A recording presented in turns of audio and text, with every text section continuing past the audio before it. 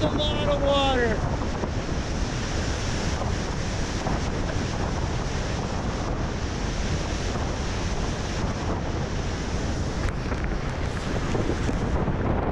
That is a big, big hole. I'm Will Gadd. I'm a climber, guide, adventurer. I've been to some of the craziest places on Earth and climbed some pretty insane stuff, but this is another level. What a powerful place, eh? Like, just, whoa. I've never been into any place like this, ever. Me neither. This is next level for sure. Nobody has ever dived underneath an ice cap before. I want to get in there and figure out how the water moves through the ice in Greenland. It is loud in there. That is a massive amount of water, thunder like coming up from the inky blackness down below. The moulins are basically the thing that connects the surface meltwater to the base of the glacier. And what we're trying to do is understand how those large fluxes of water down into the moulins affects how fast the ice sheet moves, how fast that contributes to the ocean, and then in turn, how fast sea level is going to rise in the future.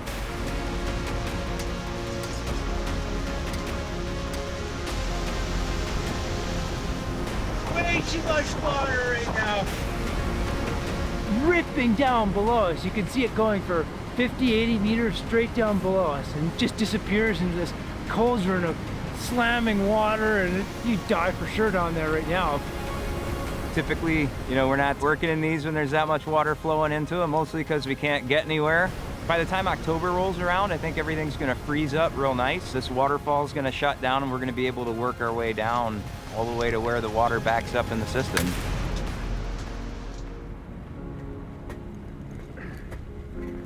Yeah, this is looking good.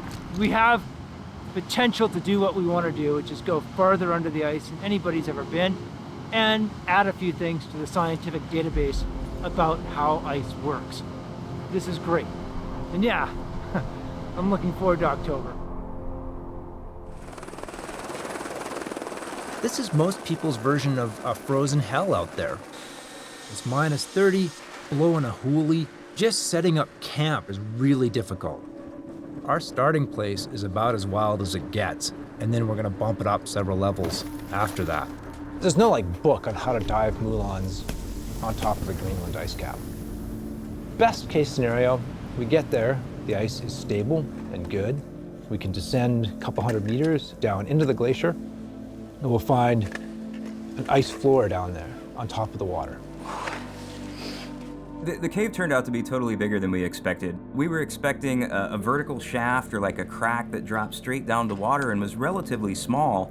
Instead, what we found was like this enormous room underneath of the ice sheet. And that turns out to be really important because those enormous rooms can store massive quantities of water that regulate water pressure at the base of the ice sheet. You guys see this crack here? So with glacier caves, there's a lot of dangers that you have to look out for, but we definitely didn't expect this cave to be as broken up as it was. There's one really extra scary block that is basically already fallen over, and it's just kind of hanging there. And then behind us, we've got a bunch of cracks, that are basically in alignment with the block that's overhanging. Really short version, that ice is all messed up and we are not stoked.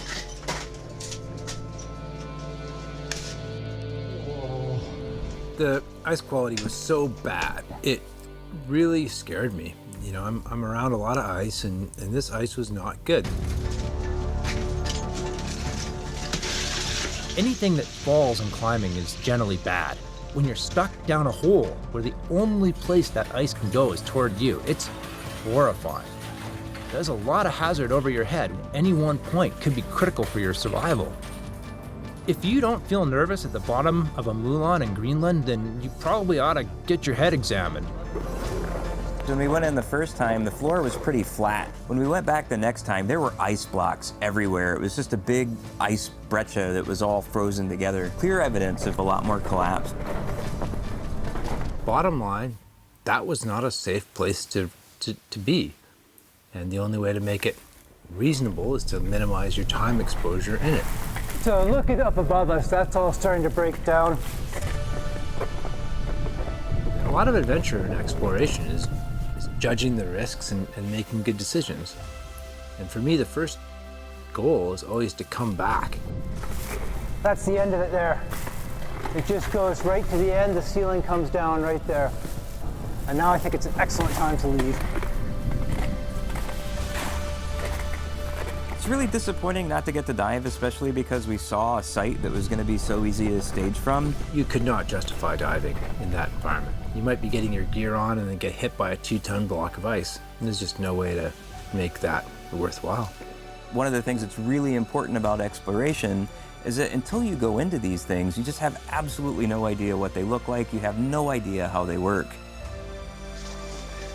This trip was one of the most successful trips of my life. I survived, that's great, but we also learned that the model everyone is using for the Greenland ice cap needs revising. We made a genuine scientific discovery here that has an impact on how people look at melt in Greenland. And I got to use my sports to help do that. We didn't get to dive this time, but we're going to dive one of these things at some point in time. So I'm not done with this idea. I'm fired up for the future for sure.